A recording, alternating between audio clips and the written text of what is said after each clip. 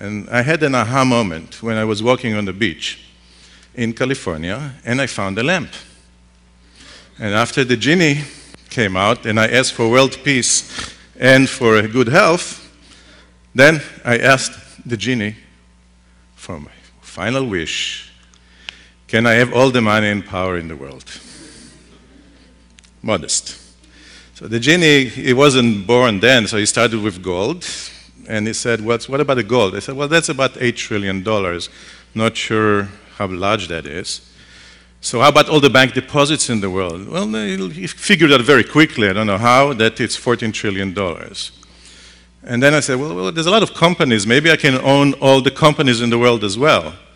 And that came out to be $65 trillion. All right, now that sounds interesting. Then I thought, maybe I want to hold government debt. Actually, I don't, but then I asked, is this the most we can own? And the answer is no. There's one asset that is larger than all the other assets in the world combined. And that is the value of the world oil reserve, $180 trillion. And that's a shock. The simple truth is that isn't enough money to buy all the oil in the world, because all the other assets are less than the oil. Oil is too expensive and it's bankrupting us. So started to think about it. I said, let's start thinking about energy, not in terms of energy units, which that's how all the graphs that you normally see on TV, but in dollars. And that's the aha moment. The aha moment is that almost 70% of our national fuel budget is oil. Okay? It's not anything else, it's oil. And we import more than 50% of our trade deficit is oil. It's 1 billion a day or more. China, which everybody complains about, is a distant second, and a quarter of what comes from China is oil also, to deliver it here. If you look at coal, coal is only 30 billion. That's all. Versus 500. You know, those are 2010 numbers. This year's numbers, 780 and 35. So the question is, here, we found out actually here, that our energy problem is not coal for electricity, but petroleum for transportation. And that's where we should spend our money on. So, what should we do? Okay? So in the red corner, we've got drill, baby, drill, and the nuclear energy. And on the right corner, on the blue corner, we have a global warming with conservation, efficiency, solar, and wind. Who's right? Let's start with the drill, baby, drill. How fast can we drill, baby, drill? Well, unfortunately, we live in a new oil reality of the world. We don't decide what's going to happen to the oil in the world. It's the emerging world, China, India, etc. The process is called urbanization. In China, every year, 50 million people move from the village to the city. Now they don't walk to the field. Now they got to drive or take a bus to work. We have to bring them the food. We have to export the products from the city to sell them somewhere. That is what's driving all demand in the world. And it's happening at a breakneck pace. And that's just China. What about India, Indonesia, etc.? The second fact is that it's very hard to find new oil.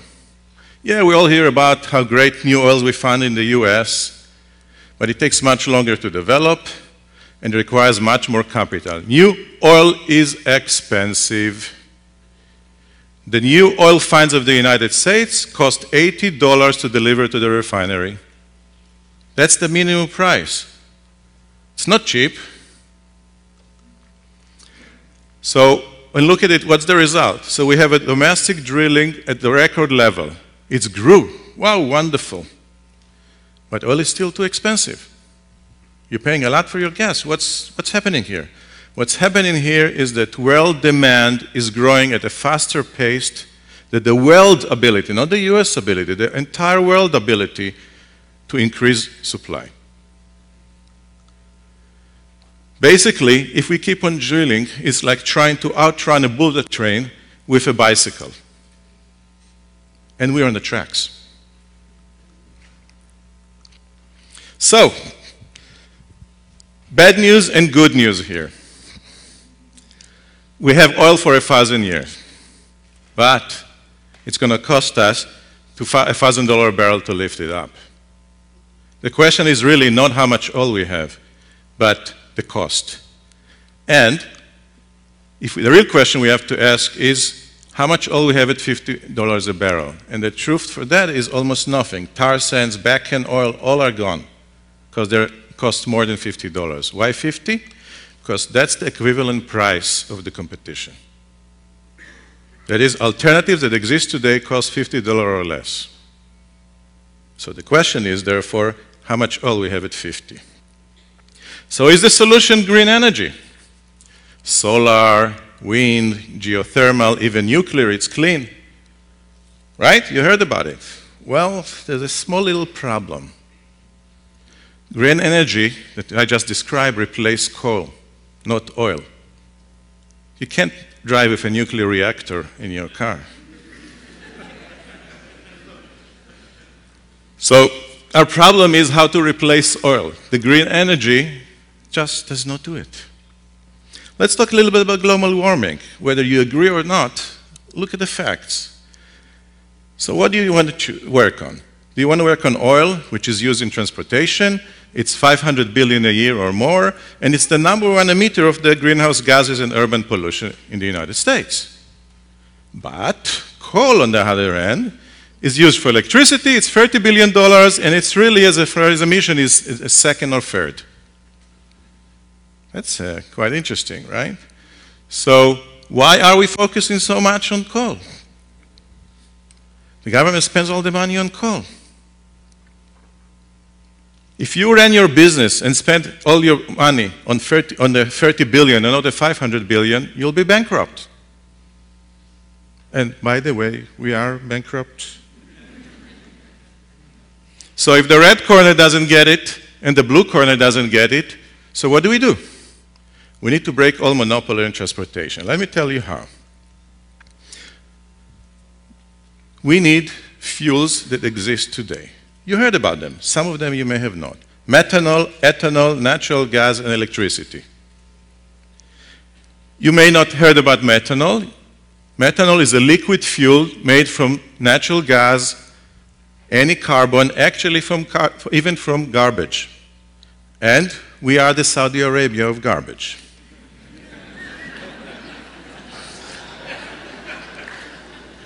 So does fuel exist in this country? They're all domestic. They're cheaper. All of them are cheaper than petroleum without subsidies. All of them are cleaner. All of them emit fewer greenhouse gases. All are domestically produced and all generate American jobs. A dream come true. There's only one problem. The market doesn't accept the price signal, which is sometimes 1 to 8. What's happening? Well, there seems to be 3 interconnected market barriers. The first one is the car. Your car cannot take another fuel. So it doesn't matter that the fuel is cheaper. Even if you had it available, you couldn't put it in your car. But we have cars that are called flex fuel. It's a technology that has been known for 40, 50 years. It's not like, rocket science is exactly. In Brazil, people put fuels in the car, which is a combination of ethanol and methanol. In China, of ethanol and gasoline. In China, methanol and gasoline. This technology exists. Why shouldn't all our car be like that to allow us a choice? But that's not the only thing. Because even if we had the car, there's no station we can buy, for example, ethanol or methanol. There's one new station right here, not far from Chapman. The first one in Orange County. Wow. So what's happening? Why don't we have more gas stations? If it's cheaper, somebody would want to sell us. It's for the same reason why when you go to McDonald's, the McDonald's franchisee cannot buy fries from Burger King. The distribution channel is blocked. We had that one before. In the 80s, AT&T did not allow any competitor to access the local loop. MCI, Sprint, the long-distance carrier, couldn't market to anybody because they couldn't get to the customer. AT&T was on the way. So what happened? We said, no, AT&T. Now you have to give access to MCI and to Sprint to your local loop. And the customer can choose the long-distance carrier. Within 3 years, the price of a long-distance call went down from $3 to 30 cents a minute. And that's why we have smartphones. Otherwise, you still have one black and white telephone owned by AT&T. So we need to break that monopoly. Another interesting thing that we found out is that there is something called emissions regulations. They were all done for a good purpose. The results, sometimes it's not so good. For example, if you want to convert your car to drive on natural gas, it's very simple. There are many cars or trucks here that run on CNG.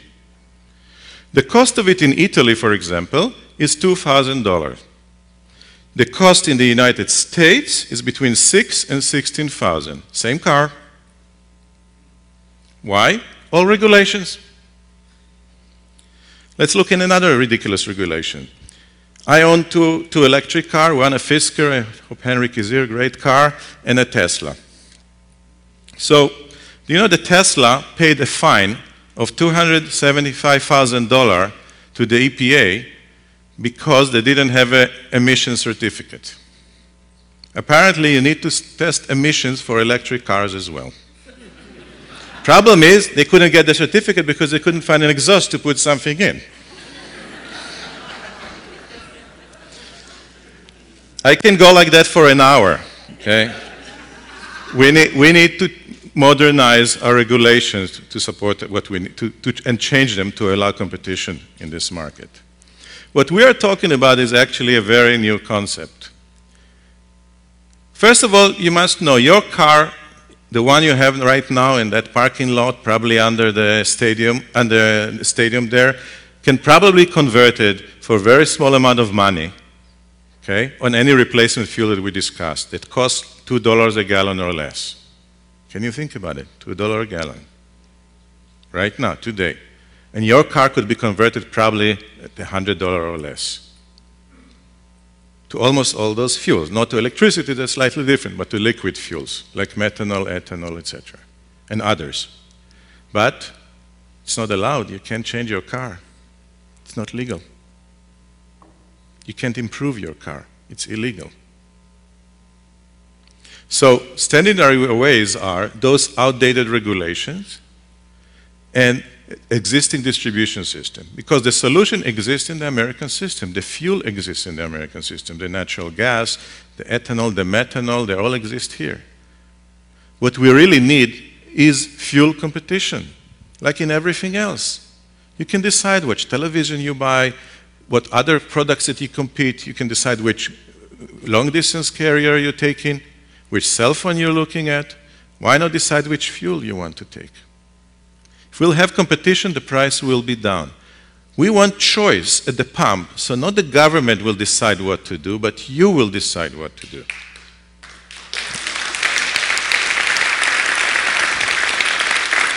I can assure you, if those fuels and those conversions to the cars were legal and they could be done, tens of millions of Americans will do them right away, and the Walmarts of the world and the Safeway and etc. will put those pumps right away, and you'll go there for $2 a gallon. And soon enough, all the gasoline stations will. So how do we get there? We created a foundation called Fuel Freedom, and the idea is to get cheaper, cleaner, American-made replacement fuel to the market. We cannot do it alone. We cannot do it in Washington. There's no chance that this will happen in Washington. This has to happen in America, by Americans. Then Washington will move. So we need your help. There's a lot of ideas how to do it. I can't cover them today. But what I ask you to do is to go to www.fuelfreedom.org, register so you can get information. If you want to become active, please become active. We need all the help we can get, and if you'll help us to help yourself, we will have a different America. Thank you.